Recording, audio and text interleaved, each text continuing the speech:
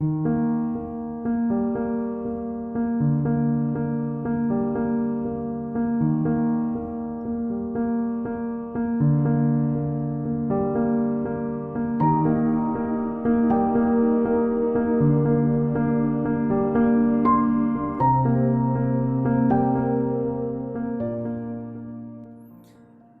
મિત્રો, હવે તમને ખ્યાલ આવી ગયો હશે કે આજે આપણે કીડીઓ વિશે શીખવાના છીએ.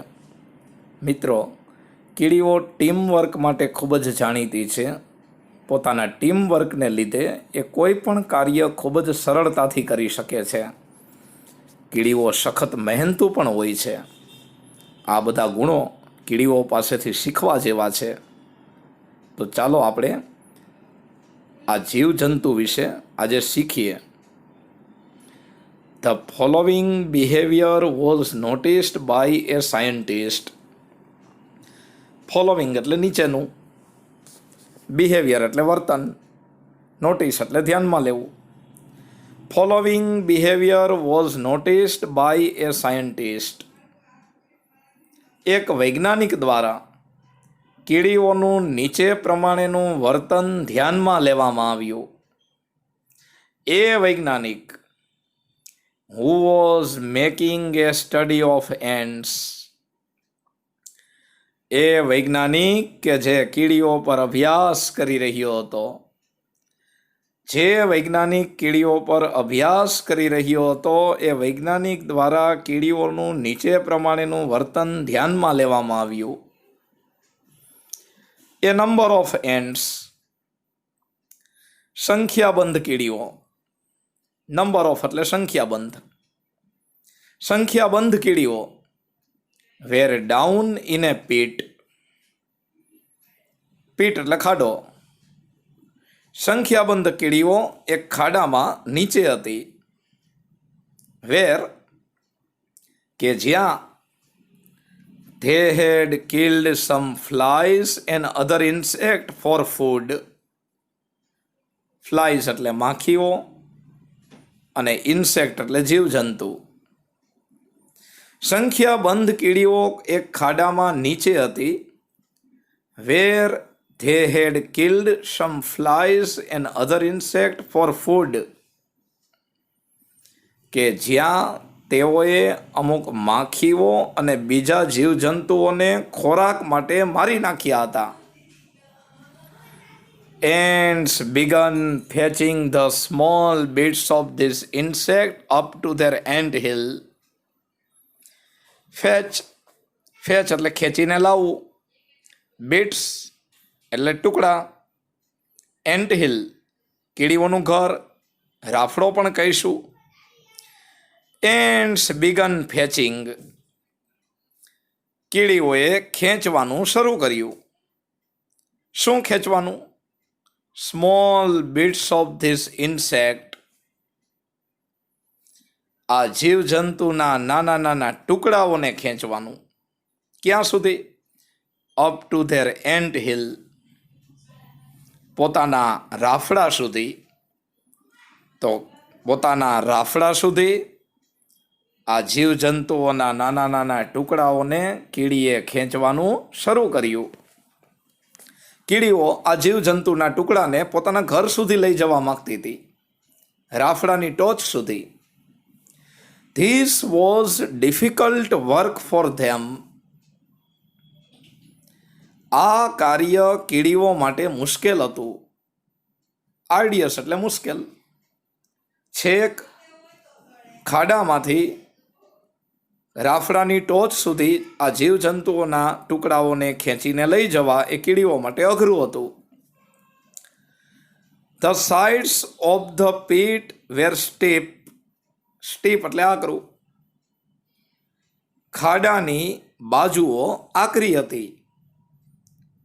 ખાડાની બધી બાજુઓ ખૂબ જ સીધા ઢાળવાળી હતી, આકરી હતી. And considering the size of the ants.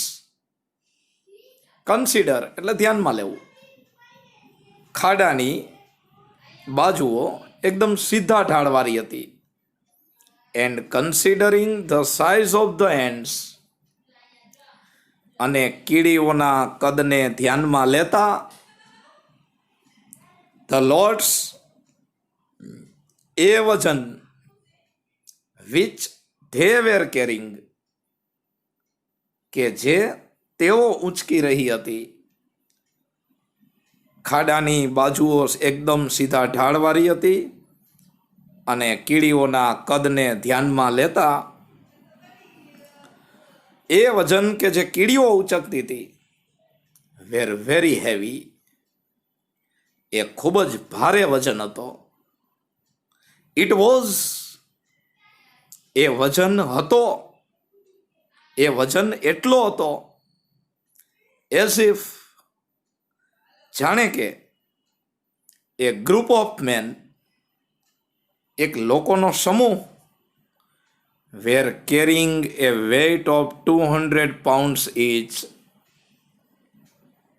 એ વજન એટલો હતો કે જાણે કે કોઈ લોકોનો સમૂહમાં દરેક 200 પાઉન્ડનો વજન ઉચકતા હોય.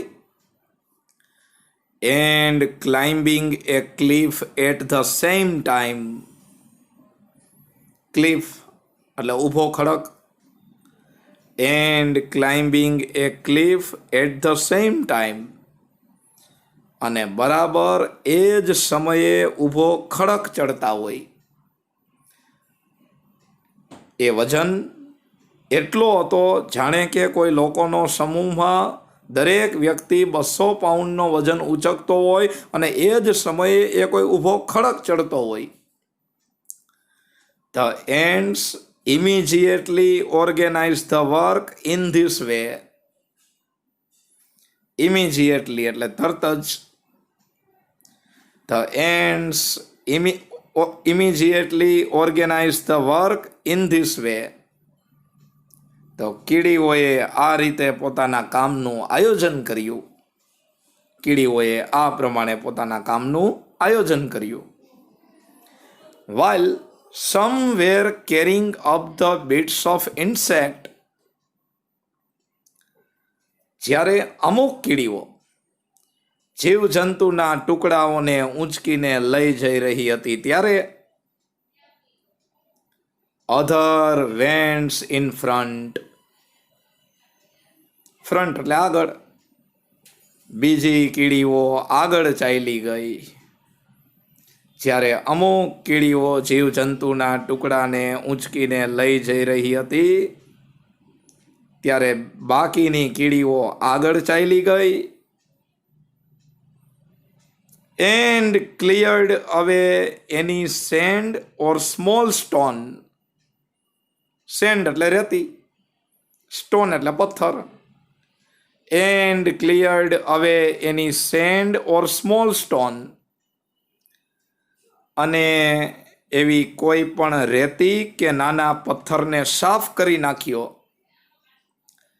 ધેટ ઓબસ્ટ્રક્ટેડ ધ વે, કે જે માર્ગમાં અવરોધરૂપ હતા. ઓબસ્ટ્રક્ટ એટલે અવરોધરૂપ હોવું. જ્યારે અમુક કીડીઓ જીવજંતુના ટુકડાઓને ઊંચકીને આવી રહી હતી ત્યારે બીજી કીડીઓ આગળ ચાલી ગઈ અને માર્ગમાં અવરોધરૂપ બનતા કોઈ પણ રેતી કે પથ્થરના ટુકડાને તેઓએ સાફ કરી નાખ્યો. એટ સમ પોઈન્ટ્સ,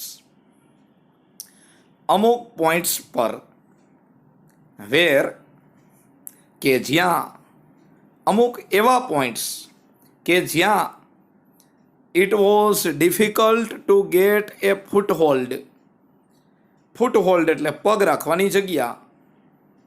અમુક એવા પોઈન્ટ્સ કે જ્યાં it was difficult to get a foothold, કે જ્યાં પગ રાખવાની જગ્યા મેળવવાનું પણ મુશ્કેલ હતું. અમુક એવા પોઈન્ટ્સ કે જ્યાં પગ રાખવાની જગ્યા પ્રાપ્ત કરવાનું પણ મુશ્કેલ હતું ત્યાં these ants would position themselves in such a way, ત્યાં આ કીડીઓએ પોતાની જાતને એવી પોઝિશનમાં ગોઠવી દીધી કે ants carrying the loads, કે વજન ઊંચકીને આવતી કીડીઓ could easily climb over them.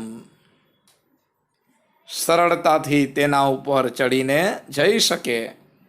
Climb over એટલે ના પર ચડવું.